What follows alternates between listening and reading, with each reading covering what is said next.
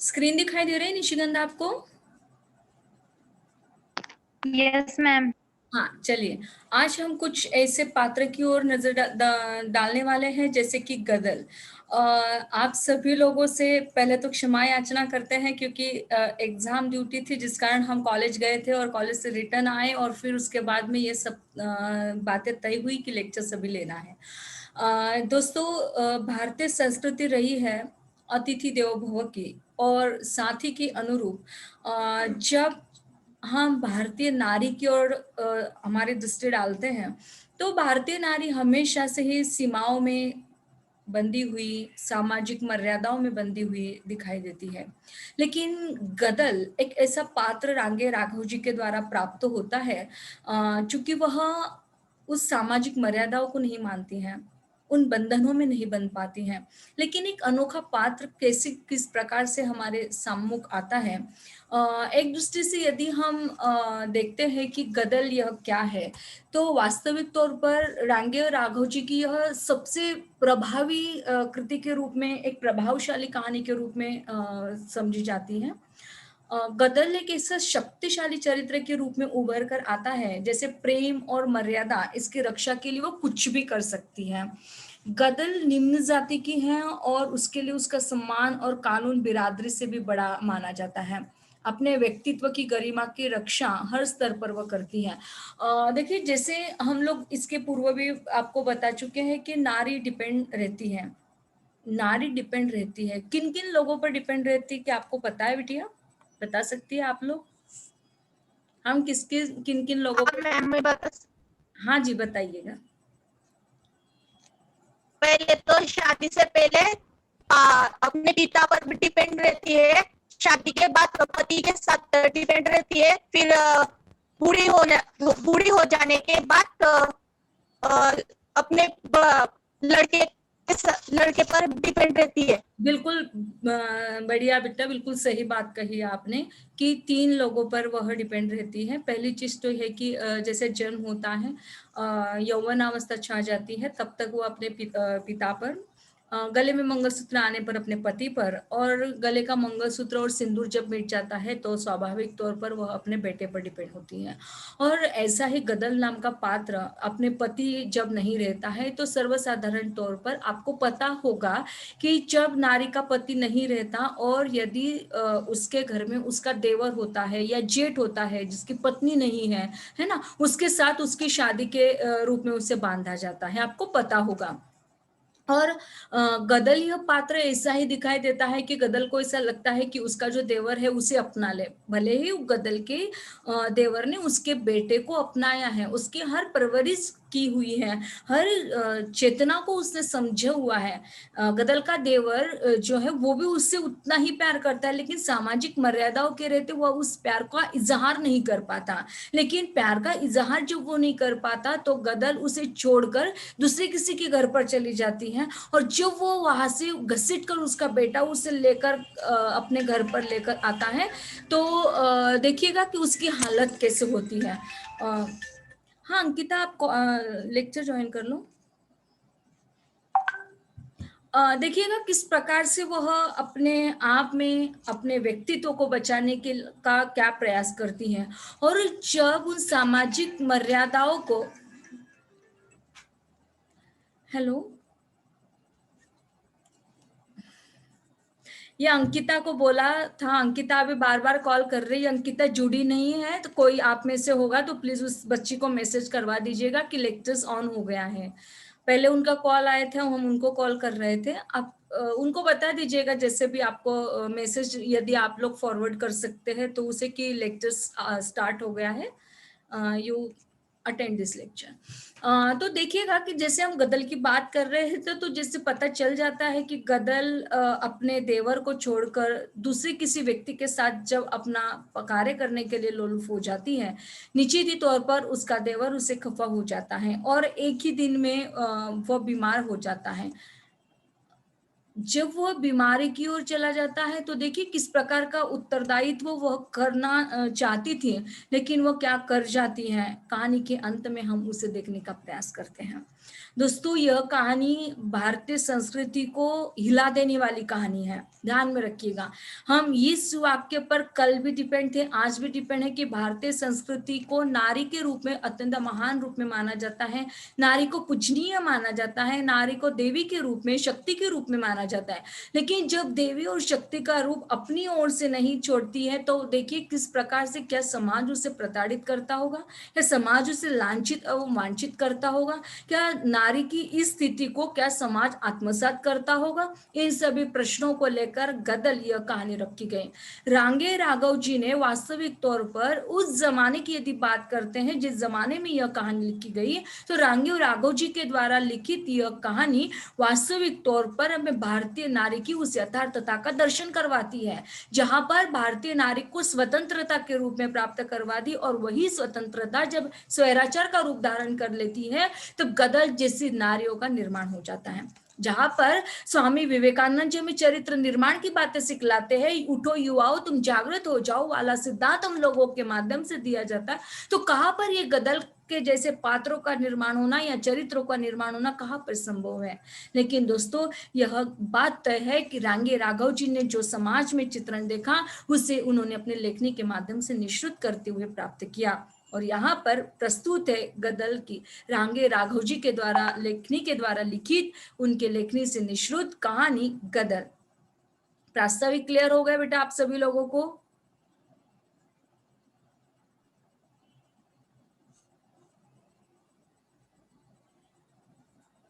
प्रास्ताविक क्लियर हो गया? जो हमने अभी अभी बातें कही गदल इस कहानी के संदर्भ में जो बातें कही, क्या आप लोग उसे समझ गए? हाँ मैम। ओके, आगे बढ़ना है बेटा, आपकी आज्ञा हो तो।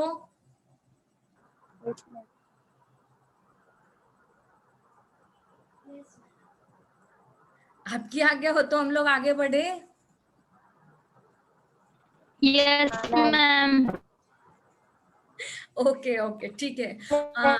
हाँ बिटिया, अभी आप लोगों से एक रिक्वेस्ट है कि अंकिता जुड़ी हुई नहीं है। अंकिता हमेशा आप लोगों का अटेंडेंस देती है हमें, तो आज ये काम आप में से किसी को ले लीजिएगा जिसको बहुत अच्छा लगेगा कि हमें अटेंडेंस लेना है। तो कोई भी एक अपनी जिम्मेदारी समझकर और हमारा कार्य समझकर आपका अटेंडेंस हमारे मोबाइल, पर्सनल मोबाइल पर डाल दीजिएगा, तो ये हमारे लिए और आपके रिकॉर्ड के लिए बहुत अच्छा होगा। ओके, चलिए अब हम लोग अपनी कहानी को स्टार्ट करते हैं। स्क्रीन दिखाई दे रही है बिटिया आपको? स्क्रीन पर गदल यह कहानी है, और गदल कहानी क्या है, हम बड़ी लंबी कहानी है, देखिएगा पढ़िएगा, बड़ा मजा आएगा इस कहानी के एंड तक, क्योंकि यह कहानी एक प्यार भरे दास्तान को पेश करने जा रही है। जिस प्रकार सरहद के इस पार इस कहानी में हमने एक प्यार के दर्दनाक अंत को देखा, ठीक उसी प्रकार रांगे राघव जी के द्वारा गदल यह कहानी जहां पर एक यौवनावस्था को प्राप्त करने वाले प्यार कहानी को हमने देखा, प्रेमात्मक लव स्टोरी को देखा, ठीक उसी प्रकार हम इस कहानी के माध्यम से एक प्रौढ़ावस्था में प्राप्त होने वाली नारी और वो प्यार में किस प्रकार से असफल हो जाती है। जब वो प्यार में असफल हो जाती है तो उस प्यार को पाने के लिए वो दूसरे किसी व्यक्ति की खोज करती चली जाती है, फिर वो किसी भी जाति का हो, धर्म, जाति, पंथ के मर्यादाओं के बाहर वो जब चली जाती है, इसका यथार्थ चित्रांकन हमें इस प्रस्तुत कहानी के माध्यम से होता हुआ दिखाई देता है। अब हम लोग आगे बढ़ते हैं, बढ़ना है आगे, आपकी आज्ञा है? Yes ma'am. Okay, very good. बाहर शोरगुल मचा, डोडी ने पुकारा कौन है। बाहर शोरगुल मचा, और डोडी जो है, डोडी देखेंगे हम लोग, डोडी और पात्र क्या है। बाहर शोरगुल मचा, डोडी ने पुकारा कौन है, कोई उत्तर नहीं मिला। आवाज आए, हत्यारे तुझे कत्ल कर दूंगा। स्त्री का स्वर आया, करके तो देख, तेरे कुनबे को डायन बन के न खाए निपुते। देखिए किस प्रकार से यहाँ पर अभिव्यक्ति होने जा रही है।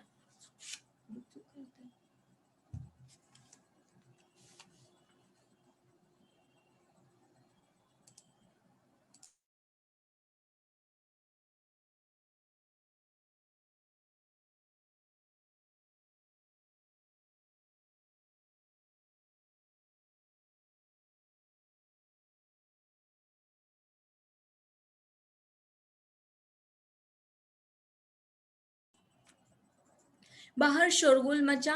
डोडी ने पुकारा, कौन है? कोई उत्तर नहीं मिला। आवाज आई, हत्यारिन। तुझे कत्ल कर दूंगा। स्त्री का स्वर आया। करके तो देख। तेरे कुनबे को डायन बन के न खा गई निपुते। डोडी बैठा न रह सका, बाहर आया। क्या करता है निहाल, क्या करता है निहाल? डोडी बढ़कर चिल्लाया, आखिर तेरी मैया है।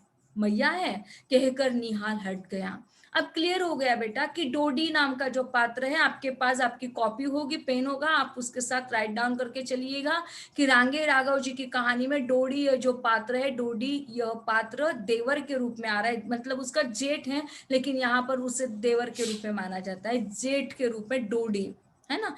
और एक पात्र है निहाल नाम का, और निहाल जो है उस औरत का बेटा, चूंकि वह उसे मार रहा है। डोडी बढ़कर चिल्ला रहा है, आखिर ये तेरी मैया है, मैया है कहकर निहाल हट गया। और तू हाथ उठा के तो देख, स्त्री फुफकारा। ये जो स्त्री है, यह स्त्री और कोई नहीं है तो गदल है। कड़ी खाए, तेरी सीख पर बिल्लियां चलवा दूं, समझ रखियो। हाँ, तेरी आश्रित तू नहीं हूं। भाभी, भाभी कह रहा है, डोडी ने कहा। क्या बकती है, होश में आ। वो आगे बढ़ा। उसने मुड़कर कहा, जाओ सब, तुम सब लोग जाओ। निहाल हट गया। उसने मुड़कर निहाल हट गया और उसके साथ ही सब लोग इधर उधर हो गए। डोडी निस्तब्ध हो गया। छप्पर के नीचे लगा बरंडा पकड़े खड़ा रहा। स्त्री वही बिफरी हुई सी बैठी रही और उसकी आंखों से आंसू बह रहे थे। उसकी आंखों में से आग से जल रही थी। उसने कहा, मैं जानती हूं। उसने कहा, मैं जानती हूँ निहाल, मैं इतनी हिम्मत नहीं। यह सब तैने किया है देवर। हाँ गदल, डोडी ने धीरे से कहा, मैंने ही किया है। अब देखिए किस प्रकार से यह जो औरत है, यह औरत क्या करने जा रही है। वो कह रही है कि यह कार्य मैंने ही किया, निहाल में इतनी हिम्मत नहीं है, यह सारे कार्य तो तूने ही किया है देवर। हाँ गदल, डोडी ने कहा, मैंने ही किया। गदल सिमट गई। क्यों, तुझे क्या जरूरत थी? डोडी कह न सका। वह ऊपर से नीचे तक झंझना उठा। 50 साल का वह लंबा खारी गुजर, जिसकी मूछें खिचड़ी हो चुकी थी। ये वाक्य मेरी समझ में नहीं आ रहा है जी, आप लोग बता पाओगे? 50 साल का वह लंबा खारी गुजर है जिसकी मूछें खिचड़ी हो चुकी थी। छप्पर तक पहुंचा सा लगता था, जिसकी मूछें खिचड़ी हो चुकी थी, मतलब क्या है? इसका मतलब वो क्या बूढ़ा होता? हो चुका था। हाँ जी, बताइएगा।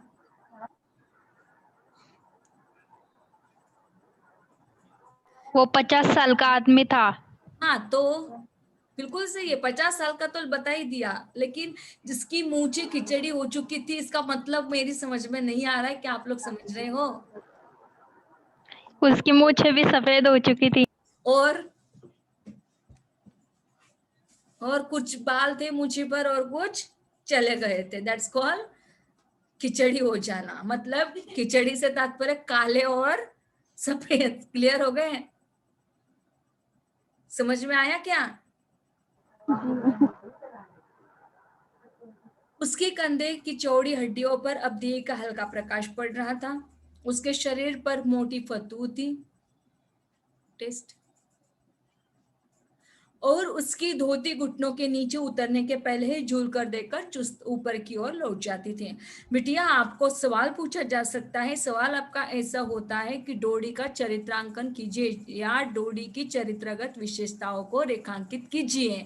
तो क्या लिखोगे आप? जहां से हमने स्टार्ट किया वहां से कि 50 साल का वह लंबा खारी गुजर था जिसकी मूछें खिचड़ी हो चुकी थी, छप्पर तक पहुंचा सा लगता था, और उसकी कंधे की चौड़ी हड्डियों पर अवधि का हल्का प्रकाश पड़ रहा था। उसके शरीर पर मोटी पथू थी और उसकी धोती घुटनों के नीचे उतरने के पहले ही झूल देकर चुस्त की ऊपर की ओर लौट जाती थी। मतलब यहाँ पर उसका पहनावा बताया गया है कि उसने मोटी फतो पहनी थी। मतलब क्या है कि जैसे याद कीजिएगा कि जो दादाजी हुआ करते थे या ग्रामीण आंचल में लोग पहनते हैं ना, आप क्या कहें हम उसे, एक अलग तरीका का कपड़ा होता है, वो धोती के ऊपर पहना जाता है, है ना, तो उसे कहेंगे फतहू।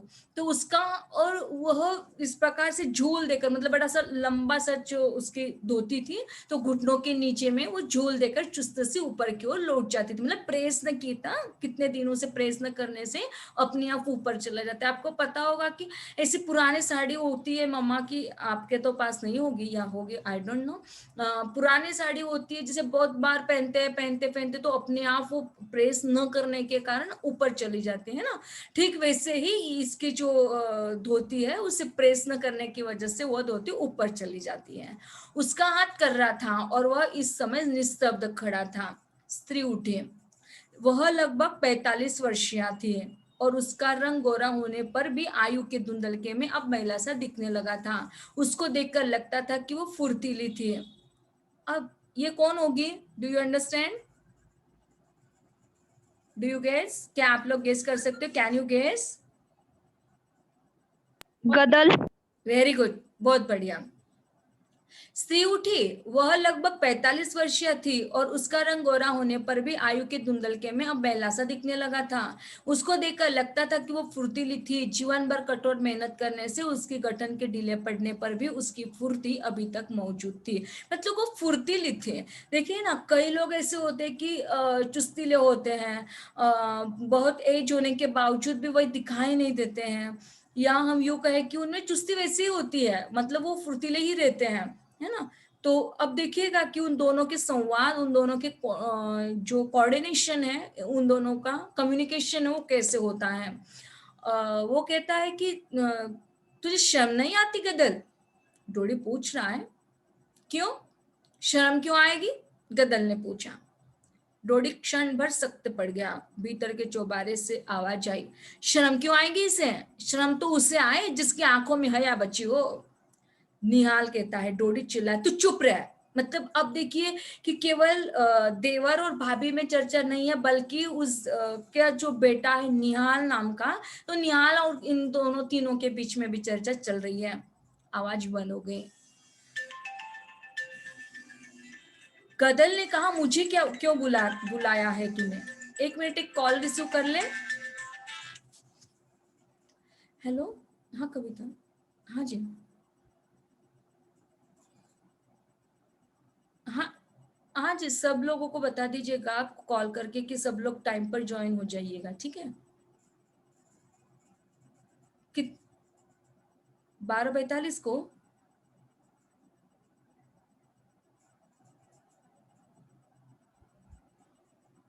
हाँ ठीक है, तो उसके बाद में लेंगे हम लोग, ठीक है? हाँ हाँ, ओके। निहाल और डोडी चिल्लाया, तू चुप रह। फिर आवाज बंद हो गई। गदल ने कहा, मुझे क्यों बुलाया तूने? डोडी ने इस बात का कोई उत्तर नहीं दिया। पूछा, रोटी खाई है? देखिए ना, एक अपनत्व होता है। एक अपनत्व कैसे? तो वो डोडी के साथ बात करती है। डोडी ने पूछा, रोटी खाई? नहीं। गदल ने कहा, खाते भी कब? कमबख्त रास्ते में मिले, खेत होकर लौट रही थी, रास्ते में अरने कंडे बीनकर संध्या के लिए जा रही थी। डोडी ने पुकारा, निहाल, बहू से कह अपने सास को रोटी दे जाए। भीतर से किसी स्त्री की जीट आवाज सुनाई दी, अरे अब लोहारों की बैया आई है, उन्हें क्यों गरीब खारियों की रोटी भाएगी? कुछ स्त्रियों ने ठहाका लगाया। देखिए, नारी ही नारी की दुश्मन कैसे होती है, नारी ही नारी की समस्या कैसे होती है, इसका उत्तम परिचायक है हमारी ये कहानी और इस कहानी के तमाम ऐसे पात्र। जब एक पुरुष नारी की उस संवेदना को समझ सकता है, ठीक उसी प्रकार क्या नारी उसकी संवेदना को नहीं समझ सकती? लेकिन नहीं समझ पाए बेटा, ना तो समाज उसे समझ पाए, न कि स्त्री की स्त्री संवेदना उसे समझ पाए। सर्वसाधारण तौर पर यदि हम डालते हैं नजर इन सभी पर, तो जो निहाल है, निहाल से कहने के लिए वो तत्पर हो जाता है डोडी कि जा अपने पत्नी को कह दे, अपने बहू से कहलवा दे कि अपनी सास को रोटी देकर जाए।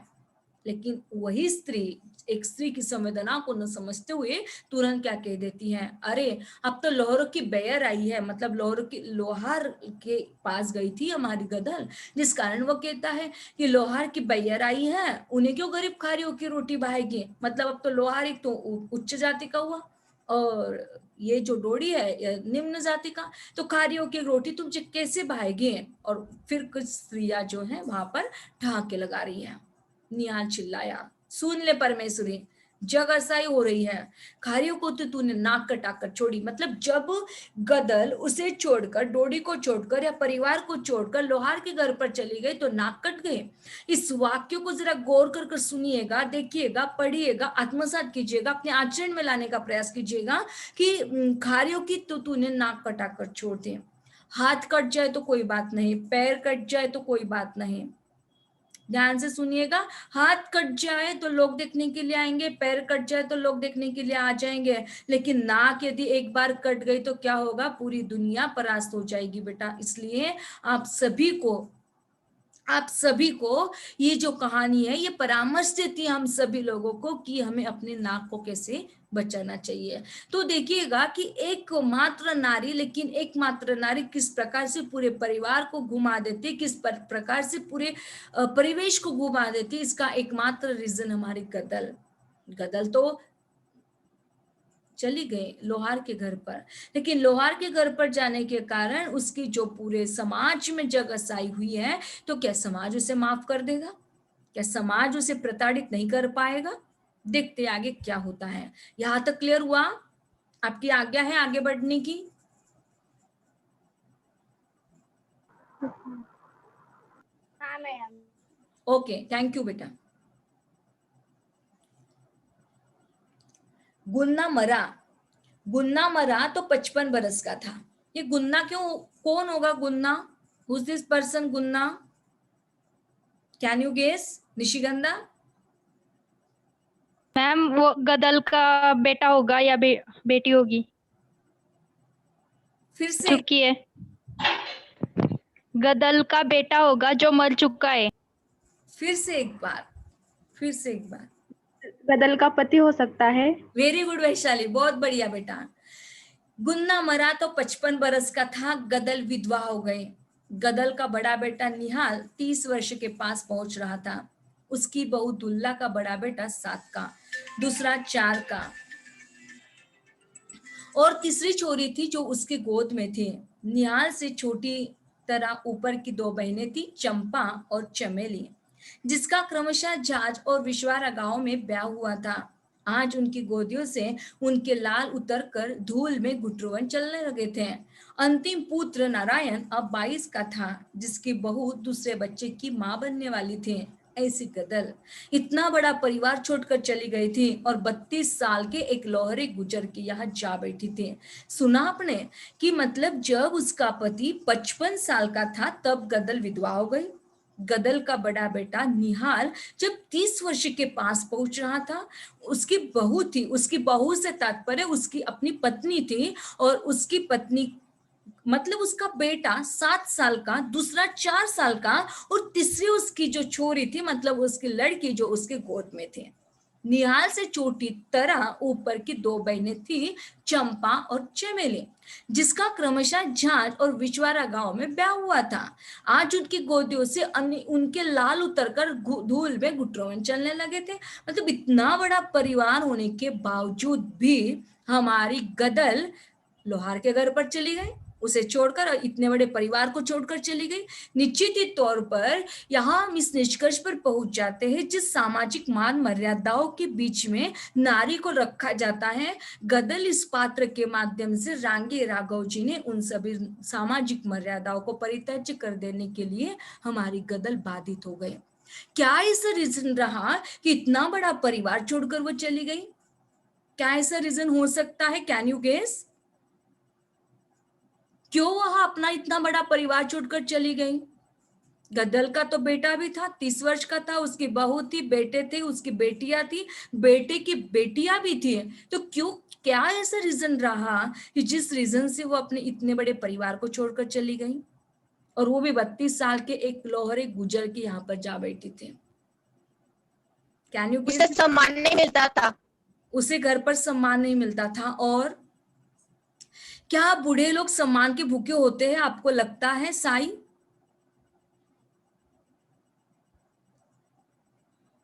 नहीं मैम। हाँ, कैन यू गेस, आप लोग बस गेस करते जाइएगा कि क्या ऐसा रीजन रहा होगा जो गदल अपने इस भरे पूरे परिवार को छोड़कर चली गई। गदल को जैसा परिवार से प्यार मिलना चाहिए वैसा मिलता नहीं होगा। Exactly exactly. जो प्यार उसे अपने परिवार से मिलना चाहिए था, वो प्यार न मिलने के कारण वो वहां से चली जाती है।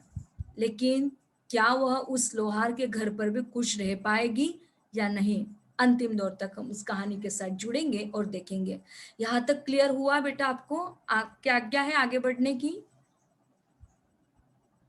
जी मैम। ओके। डोडी गुन्ना का सगा भाई था। बहुत ही बच्चे भी हुए, सब मर गए, अपनी जगह अकेला रह गया। गुन्ना ने बड़ी बड़ी कही पर वह फिर अकेला ही रहा। उसने ब्याह नहीं किया, गदली के चूल्हे पर खाता रहा। कमा कर लाता वो उसी को देता, उसी को बच्चों को अपना मानता, कभी उसने अलगाव नहीं किया। देखिए डोडी यह जो है यह उसी का गुन्ने का सगा भाई था, मतलब गदल का देवर, सगा देवर था। उसकी बहुत ही बच्चे भी थे लेकिन सब मर गए, कोई भी जीवित नहीं रहा, वो अकेला रहा। गुन्ना ने बड़ी कही, मतलब अपने भाई ने उससे बड़ी विनती की कि तू शादी कर ले, लेकिन उसने शादी नहीं की। वह गदल के ही चूल्हे पर खाता रहा, कमाकर जितनी भी कमाई लाता वो उसी को, गदल को ही दे देता और उसी के बच्चों को वो अपना मानता। कभी उसने अलगाव नहीं किया। निहाल अपने चाचा पर जान देता था। सर प्लीज ये बैकग्राउंड साउंड कीजिएगा। हाँ जी अंकिता। तू का मोबाइल आना प्लीज प्लीज बैकग्राउंड साउंड बंद कर दीजिएगा।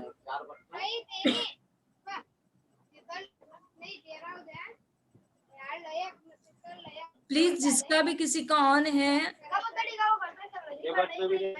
हाँ एकाच बोर्डावर अंकिता, रुचिता, अंकिता, कोई आप में से आपने आपको आपका माइक ऑफ कर दीजिएगा बिटिया प्लीज। ओके।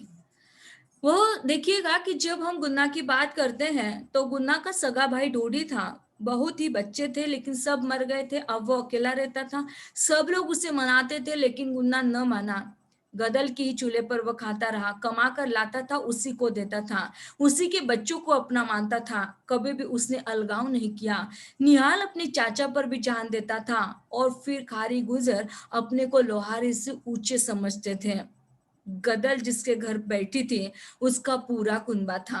उसने गदल की उम्र नहीं देखी, यह देखा कि खारी औरतें पड़ी रहेगी, चूल्हे पर दम फूकने वाली की भी जरूरत भी थी। देखिए कि जब हम बात करते हैं उस प्यार की, कि जिस प्यार को पाने के लिए गदल ने अपने कदम उठाए थे, गदल को ऐसा लगा था कि उसके परिवार को छोड़कर दूसरे किसी के घर पर भी वो चली जाती तो उसको दूसरे के घर पर जाने के बाद वही प्यार मिलेगा। लेकिन दोस्तों परिवार परिवार होता है, हम किसी और से उस प्यार की बात नहीं कर सकते, उस प्यार का इजहार होने के बावजूद भी उस प्यार की स्वीकृति नहीं कर सकते। और ऐसा ही हुआ, गदल तो अपने परिवार को छोड़कर दूसरे परिवार में चली गई, लेकिन क्या वह सामाजिक मान मर्यादाओं के साथ न अपनाने वाली गदल, क्या समाज उसे आत्मसात कर पाएगा?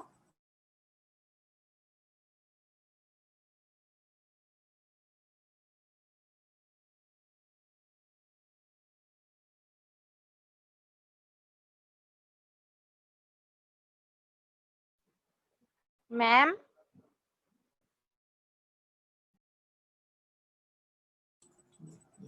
हमारी आवाज आ रही है बिटिया? नहीं यस मैम। मैम। हाँ या ना? मैम स्क्रीन नहीं दिखाई दे रही। हाँ नेट प्रॉब्लम चल रहा है शायद, एक मिनट रुक जाइए। हमारी आवाज तो क्लियर है? हाँ हाँ मैम। हाँ चलिए हाँ मैम। ओके, हम लोग यस आगे, मैम। हाँ हम आगे बढ़ते हैं।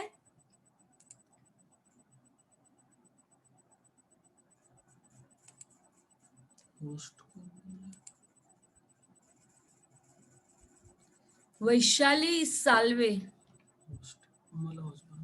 वैशाली साल्वे आप हमें होस्ट बना दीजिएगा प्लीज।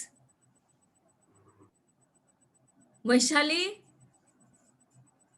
आप हमें होस्ट बना दीजिए, जागृति पाटिल करके हम जुड़े हुए हैं, हमें होस्ट बना दीजिए आप, ताकि हम स्क्रीन को शेयर कर पाए।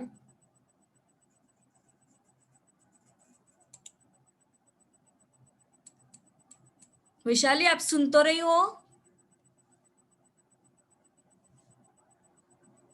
हमारी आवाज आ रही है? अंकिता, अपेक्षा, दीक्षा? यस मैम, हाँ वैशाली, आप हमारी आवाज सुन रही? आवाज आ रही मैम। वैशाली प्लीज हमें ओस बना दीजिए ताकि हम स्क्रीन को शेयर कर पाए।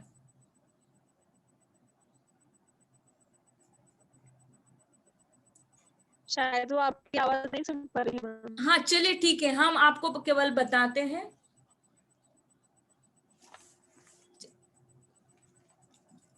कहाँ तक आए थे? चलिए कोई बात नहीं।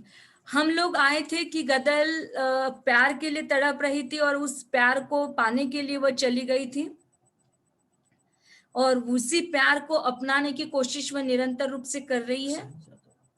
अरे ये अपने आप को साई अभी आप बन गए क्या होस्ट? ऐसा क्या हो रहा है आज? साई आप हमें होस्ट कर दीजिएगा ताकि हम हमारी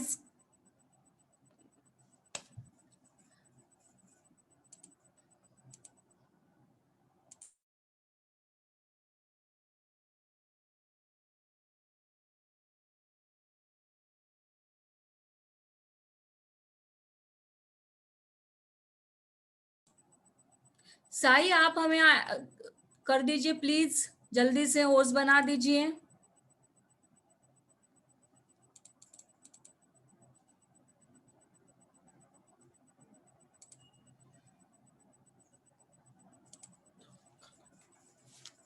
चलिए हम लोग कंटिन्यू करते, समय चला जा रहा है हमारा।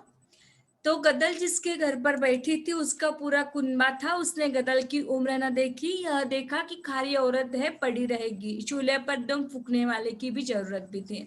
अब देखिए कि जिस गदल को प्राप्त करने के लिए गया था, और हमारी गदल जहां पर गई थी, तो गदल की उसने उम्र नहीं देखी, और यह देखा कि बस अकेली औरत है पड़ी रहेगी हमारे घर पर, और कम से कम चूल्हा तो फूकेगी, चूल्हा फूकने वाले की भी तो कोई जरूरत होती है। और आज ही गदल सवेरे उग गई थी और शाम को उसके बेटे फिर उसे बांध लाए थे। उसके पति मौनी मौनी को अभी पता भी नहीं हुआ होगा, मौनी रंडुआ था। उसकी भाभी जो पाव फैलाकर मटक मटक कर छाछ बिलोती थी, दुल्लो ये सुनोगी तो क्या कहेगी। गदल का मन विक्षोभ से भर उठा। आधी रात हो चली, गदल वही पड़ी थी, डोडी वही बैठा चिलम फूक रहा था। उस सन्नाटे में डोडी ने धीरे से कहा, गदल क्या है? गदल ने होले से कहा, तू चली गई ना? गदल बोली नहीं। डोडी ने फिर से कहा, सब चले जाते हैं। एक दिन तेरी देवरानी चली गई, फिर एक एक करके तेरे भतीजे भी चले गए, भैया भी चला गया, पर तू जैसे गई वैसे तो कोई भी नहीं गया। जग हंसता है, जानती है। देखिए, एक देवर और भाभी में आने वाले नितांत अंतर को यहाँ पर अभिव्यक्त किया जा रहा है कि सब चले जाते हैं, इस दुनिया को छोड़कर सब लोग चले जाते हैं, लेकिन तू जिस तरीके से गई वैसे तो कोई भी नहीं गया। तेरी देवरानी चली गई, एक एक करके तेरे भतीजे चले गए, भैया चला गया, पर तू जिस तरीके से गई वैसा कोई भी नहीं गया।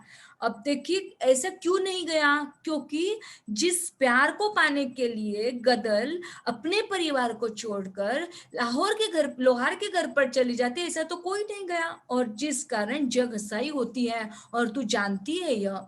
यहां तक समझ में आया बिटिया आप सभी लोगों को? Yes ma'am. ओके, आगे बढ़े बिटिया। हाँ मैम। ओके, गदल बुदबुदाई, जग हसाई से मैं नहीं डरती देवर। अब देखिए, अब वो क्या कहती है, गदल कहती है कि गदल हंसती है और कहती है, जग हसाई से मैं नहीं डरती देवर। जब 14 की थी तब तेरा भैया मुझे गांव में देख गया था। मतलब कितने साल की? 14 साल की, मात्र 14 साल। और तब तेरा भैया मुझे गांव में देख गया था, तो उसके साथ तेल पिया लठ लेकर मुझे ले आया था ना। तब मैं आई थी कि नहीं? तू सोचता होगा कि गदल की उम्र गई, अब उसे कसम की क्या जरूरत है, पर जानता है मैं क्यों गई? देखिए, इस वाक्य में उसका उत्तर आपको मिल जाएगा बेटा। जो अभी अभी हम जिस प्यार की चर्चा कर रहे थे, शायद वैशाली ने कुछ कहा था, निशिगंधा और वैशाली। तो देखिएगा कि क्यों यह कार्य कर रही है और किस कारण? गदल बुदबुदाए और कहती कि जग हंसाए,